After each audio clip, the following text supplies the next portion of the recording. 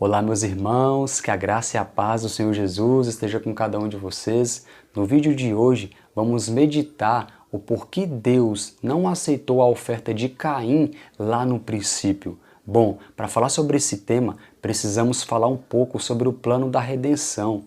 Quando o homem transgrediu a lei de Deus e caiu em pecado, ou seja, pecado é a transgressão da lei de Deus, por causa de sua culpa, não podia aproximar-se mais de Deus com suas súplicas, porque a transgressão da lei divina colocara uma barreira impenetrável entre um Deus santo e o transgressor. E o relato bíblico nos diz: o Senhor Deus, por isso, o lançou fora do jardim do Éden, a fim de lavrar a terra de que fora tomado. Expulsou o homem e colocou querubins ao oriente do jardim do Éden e o refugiu de uma espada que se revolvia para guardar o caminho da árvore da vida. O homem, porém, não foi abandonado. Um plano foi visto de que a sentença de morte recaísse sobre um substituto. No plano da redenção, haveria derramamento de sangue. A morte deveria ocorrer como consequência do pecado do homem. Assim diz o Senhor, porque o salário do pecado é a morte, e sem derramamento de sangue não há remissão. Sendo assim, alguém ou algo deveria morrer no lugar do homem. Que diz as Escrituras? E adorá-la-ão todos os que habitam sobre a terra, aqueles cujos nomes não foram escritos no livro da vida do Cordeiro, que foi morto desde a fundação do mundo. Diz ainda: e fez o Senhor Deus vestimenta de peles para Adão e sua mulher e os vestiu. Peraí, o Senhor fez vestimenta de peles? Peles de quê? De um cordeiro. O animal a ser sacrificado como oferta prefigurava a Cristo. Ao matar a vítima, o homem veria o cumprimento das palavras de Deus: certamente morrerás. O jorrar do sangue da vítima também significava expiação. Não havia nenhuma virtude no sangue de animais, mas o derramamento do mesmo apontaria para um Salvador, um Redentor que viria ao mundo e morreria pelos pecados dos homens. Assim, Cristo vindicaria completamente a lei de seu Pai. Ele foi oprimido e humilhado, mas não abriu a boca. Como cordeiro foi levado ao matadouro, e como ovelha muda perante os seus tosquiadores, ele não abriu a boca. Eis aí o Cordeiro de Deus, que tira o pecado do mundo.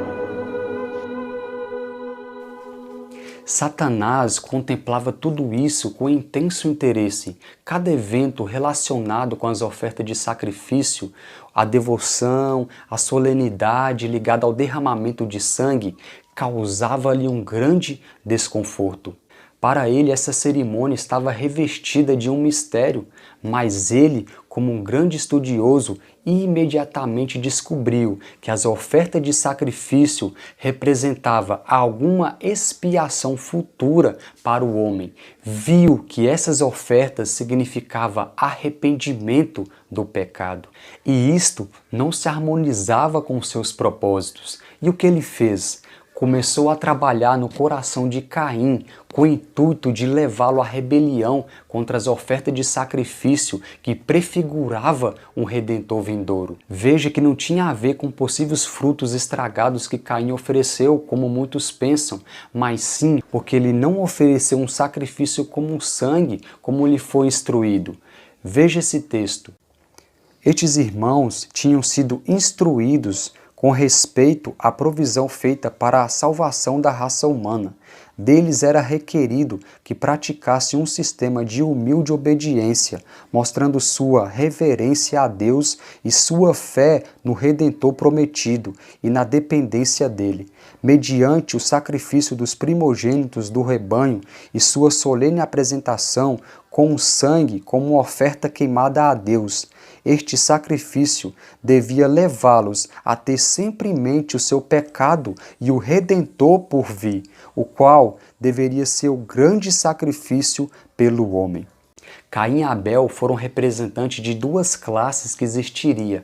Abel como sacerdote, com fé solene, ofereceu o seu sacrifício. Caim estava desejoso de oferecer os frutos da terra, mas recusou relacionar suas ofertas com o sangue de animais. Aconteceu que no fim de uns tempos trouxe Caim do fruto da terra uma oferta ao Senhor. Abel, por sua vez, trouxe das primícias do seu rebanho e da gordura deste. Agradou-se o Senhor de Abel e de sua oferta, ao passo que de Caim e de sua oferta não se agradou. Seu coração se recusava a mostrar arrependimento do pecado e fé num Salvador por intermédio da oferta do sangue de animais. Caim e Abel eram filhos de Adão, diferiam grandemente em caráter.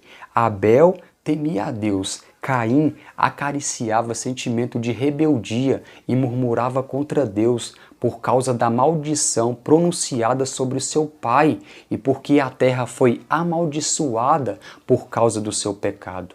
A qual classe temos pertencido? A de Abel, que era fiel a Deus, aos seus ensinamentos, ou a de Caim, que seguiu os conselhos de Satanás e seguiu a vontade do próprio coração?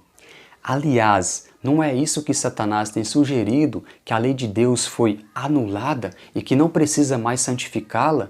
Jesus já morreu, está tudo resolvido. E que alguns estão anulando o sacrifício de Jesus por continuarem ainda guardando os 10 mandamentos da sua lei. Isso é coisa do passado, não precisa mais. Será mesmo? Que diz as Escrituras? Pense nisso. Seja como os de Bereia, analisando e estudando diariamente a palavra do Senhor. Deus te abençoe.